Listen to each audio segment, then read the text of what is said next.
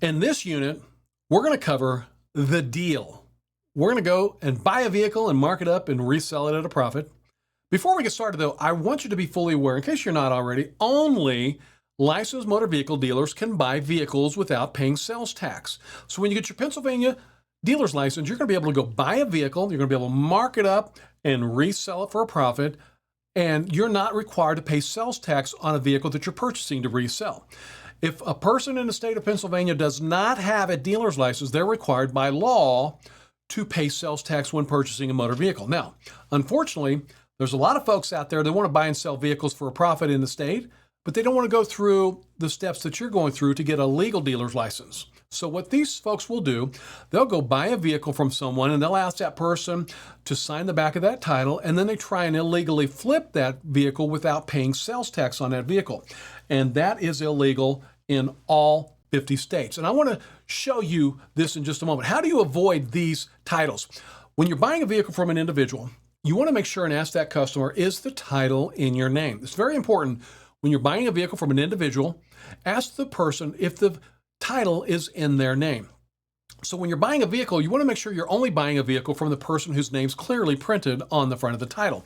When you ask a person if their titles, if the vehicle's titled in their name, and they say something like, well, no, I bought this car from my brother-in-law a couple months ago. He signed the back of it, and you can come on over here and sign it for me.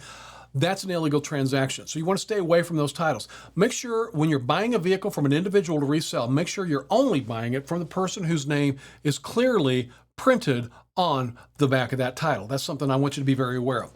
Now we're going to go through and we're going to go buy a vehicle from an individual, okay?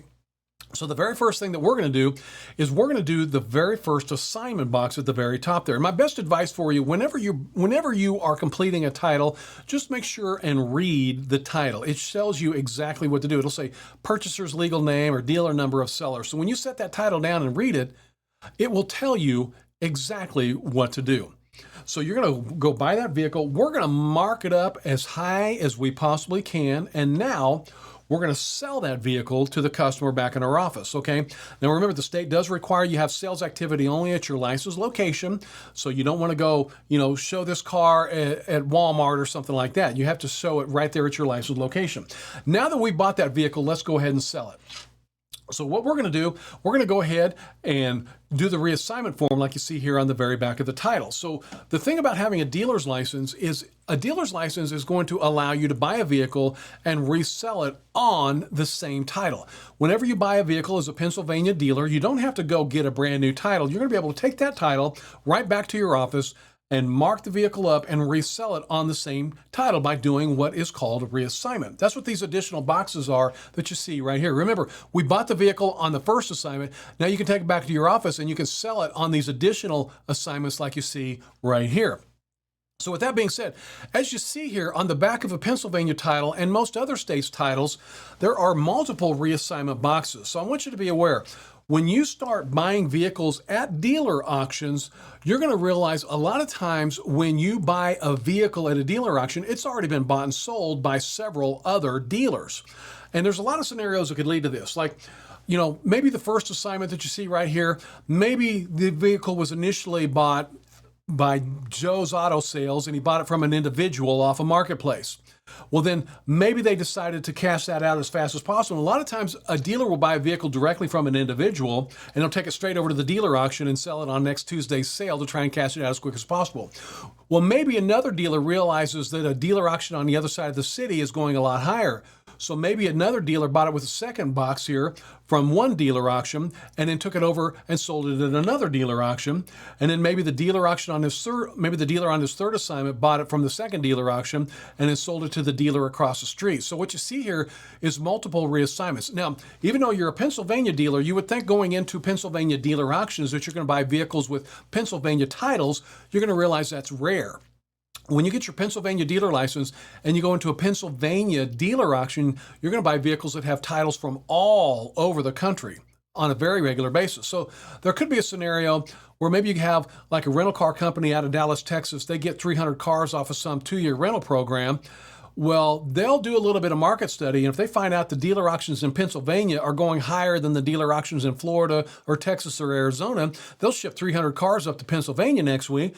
So you might buy vehicles one week that has a bunch of Texas titles, or the next week you might buy a bunch of vehicles that have New Jersey titles, and the week after that, at your Pennsylvania dealer auction, you buy a bunch of cars that have Washington titles. So you don't have to mail that in and get a Pennsylvania title. You'll be able to sell every out-of-state title right on your location, and almost all out-of-state titles look exactly like this one. So hopefully that'll be helpful for you. Now, I don't ever want to make things too complicated, but I do want you to be aware, if you're using a good dealer management software program, it's going to do everything for you absolutely automatically. So if you go, like, say, for example, to discountdealercenter.com, this software integrates with the Pennsylvania temp tag system. You can get loans approved.